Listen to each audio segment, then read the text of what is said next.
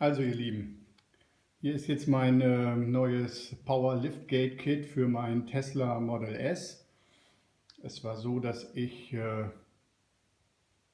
letztes Jahr dafür 3.500 Euro bezahlen sollte, weil es in einem Paket drin war. In diesem Paket waren alle anderen Sachen eigentlich für mich uninteressant und ich muss gestehen, ich war einfach zu geizig, 3.500 Euro für diese Heckklappe auszugeben. Nichtsdestotrotz hätte ich sie gerne und ich finde, sie passt auch irgendwie zum Auto.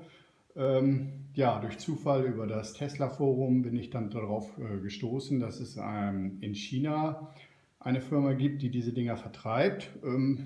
Ja, war eigentlich schon drauf und dran, das zu bestellen, habe aber, wie das immer bei mir so ist, immer weitergelesen und weitergelesen und weitergelesen. Die Beschreibung soll wohl sehr zu wünschen übrig lassen. Und durch Zufall bin ich in einem anderen Forum dann auf einen Anbieter in Schweden gestoßen. Ihr seht es vor euch. Ich habe es letzte Woche Donnerstagabend bestellt, per PayPal bezahlt und ja, was soll ich sagen, gestern Morgen um 10 Uhr war es da. Das fand ich schon gut. Also das ging schon recht flott. Der Karton sieht ein bisschen mitgenommen aus. Er war auch nur in einer Tüte verpackt, in so einer Versandtüte, besser gesagt in zwei, die zusammengeklebt waren. Wir schauen gleich mal rein, wie es aussieht. Ja, den Link verlinke ich euch im Video unten. Da müsst ihr aufpassen, es gibt einen offiziellen EU-Link, da kostet das Ding dann stolze 699 Euro. Damit wäre es teurer als bei dem Mann in China. Ähm, Durch weitere Recherchen bin ich zufällig auf einen Nicht-EU-Link dieser Firma gestoßen. Das ist der, den ich euch unten reingesetzt habe. Ähm, Sieht alles genauso aus, identische Seite. Einziger Unterschied, das Ding kostet 518 Dollar, was sich dann direkt beim PayPal bezahlen als 456 Euro herausgestellt hat. Versandkostenfrei, weil ab 50 Dollar schicken die wohl versandkostenfrei. Und ja, von Donnerstag auf Mittwoch, oder besser gesagt von Donnerstagabend, das ist ja dann eigentlich schon wie Freitagmorgen auf Mittwochmorgen, Wochenende dazwischen. Ich bin gespannt, wir gucken uns das jetzt mal an. Das heißt also, ja, ich habe ja schon gesagt, Karton sieht so ein bisschen liiert aus, so heißt die Firma übrigens, CO Zero. Die scheinen also einen eigenen Karton zu haben, weil ich glaube nicht, dass der Chinese das schicken würde in den Namen dieser Firma. Jo, okay, so sieht es aus. Können wir noch nicht so sehr viel sehen. Fangen wir mal mit der kleinen Tüte hier an. Okay. Und lassen wir uns mal überraschen von dem Inhalt. Der Inhalt soll laut Forum besser sein als der von den Chinesen. Die Beschreibung soll auch irgendwie besser sein. Jo, das ist schon mal ein Unterschied, dass hier so ein Removal Tool für diese Panels dabei ist. Das soll bei dem Chinamann nicht dabei sein. Ja, was haben wir noch? Okay, noch eine Tüte, die wir aufmachen müssen.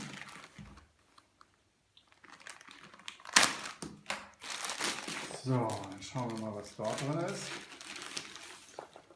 Okay, eine Anleitung, das scheint auch eine eigene zu sein. Okay, ist in Englisch, so wie es aussieht. Ah, sind Bilder dabei.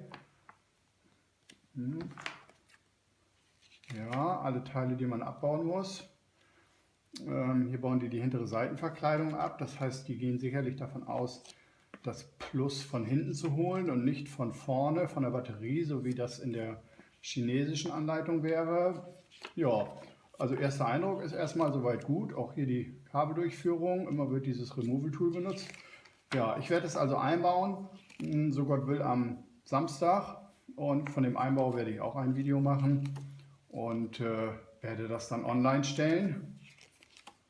Das wird sicherlich noch ein bisschen brauchen, bis das fertig ist, weil der Einbau soll ja irgendwie so zwischen 3 und 5 Stunden dauern. Ich glaube nicht, dass ihr euch ein 3 und 5 Stunden Video angucken wollt, also wird es dann sicherlich ein bisschen zurechtgeschnitten werden. Okay, da ist noch mehr drin. Ja, das habe ich auch schon gelesen. Genau, das ist auch ein Unterschied zu dem chinesischen Paket. Hier sind 5 von diesen kleinen Nupsis dabei, die dann auch gerne mal drauf gehen, wenn man die Verkleidung ablöst, herausbricht. Und das ist auch ein Unterschied zu dem China-Ding. Das ist ein Verbinder, womit wir uns dann hinten das Dauerplus klauen werden, ohne das bestehende Kabel durchzuschneiden oder sonst irgendwie aufzuklemmen. Das heißt, hiermit werden wir uns das Dauerplus holen. Okay, also das hier scheint schon mal alles Unterschied zu dem Chinamann zu sein. Eigene Beschreibung, Removal Tool, 12 Volt Dieb und Ersatz. Nupsis. Okay, dann arbeiten wir uns jetzt mal weiter vor. Was finden wir?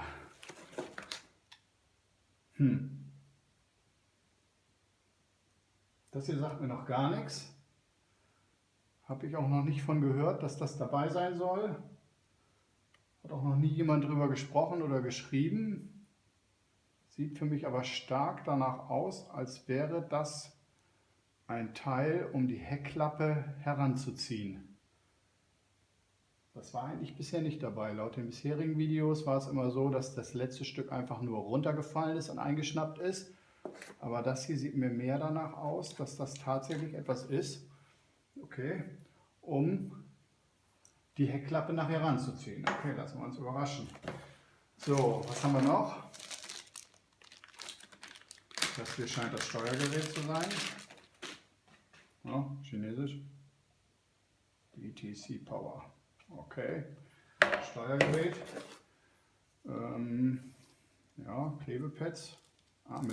Mit Klett. Wahrscheinlich für das Steuergerät. So, was haben wir hier? Oh, wow. Nicht schlecht. Ich weiß noch nicht wofür. Aber es sieht aus wie ein kleiner Mini-Bohrer. Wofür auch immer. Vielleicht für den Schalter, der eingebaut wird für die Heckklappe. Aber naja, ist ja cool, dass der dabei ist. Okay. So. Ja, kann ich noch nicht zuordnen. Aha, das ist der Schalter, um die Heckklappe wieder zu schließen. Gefällt mir sehr gut, macht einen guten Eindruck. Ups. Okay. Sieht echt aus. Könnt ihr sehen? Jo. Hier sind noch zwei kleine Schrauben dabei, alles klar. Von der Bohrung her würde ich sagen, das ist er. Der ist dafür da, um den Schalter einzubauen. Okay, cool. Ja, gefällt mir das gut. Das könnte durchaus sein, der Stecker, der ins bisherige Schloss kommt. Das heißt also, unten an dem Schloss für die Heckklappe wird der Stecker rausgezogen, der hier zwischengesteckt und abgezweigt. Aber ich weiß es an dieser Stelle noch nicht genau. Okay, das packe ich jetzt mal nicht aus. Oder doch? Das ist, denke ich mal, der ganze Kabelbaum und der ganze Kabelstrang. Naja, hier oben guckt mir wahrscheinlich gleich der Pieper entgegen, den man wohl, so ich das verstanden habe, auch abschalten kann. Aber letztendlich piept er wohl, wenn die Heckklappe auf und zu geht. Gut, das werden dann die Kabel sein zu dem Powerlifter. Was haben wir hier?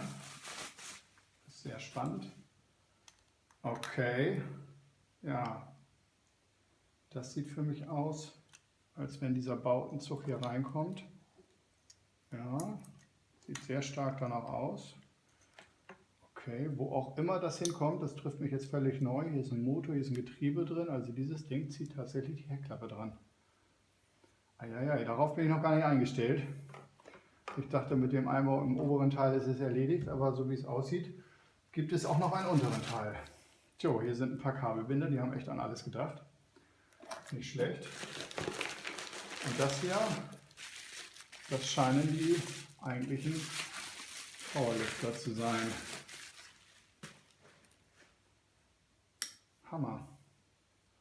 Also machen ein chinesisch Warning. Oh. There are high pressure spring inside. Forbidden to Disassemble. Also da sind wohl starke Federn drin. Okay. Ja, also macht auf mich, es ist schwer. Es sieht auf den ersten Blick gut verarbeitet aus. Auch das mit den Kabeln hier. Also macht auf mich wirklich einen sehr guten Eindruck. Kann ich nicht anders sagen. Ich weiß immer noch nicht, wofür der ist. Okay, dann haben wir noch einen Powerlifter, logischerweise. Einer links, einer rechts. Okay. Sichtkontrolle auch gut.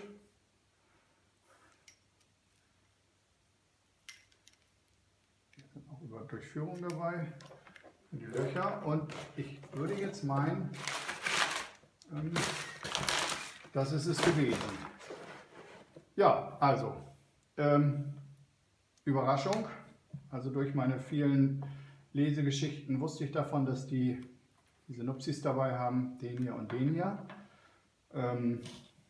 Aber die wirkliche Überraschung in diesem Paket, was ja auch deutlich preiswerter ist eigentlich als der Chinese. Also als ich geschaut habe, hat der Chinese gekostet $499, eigentlich 399. Für Tesla aber $100 nochmal mehr und dann waren das irgendwie $50-60 Versand. Das heißt, ich wäre bei $560 gewesen.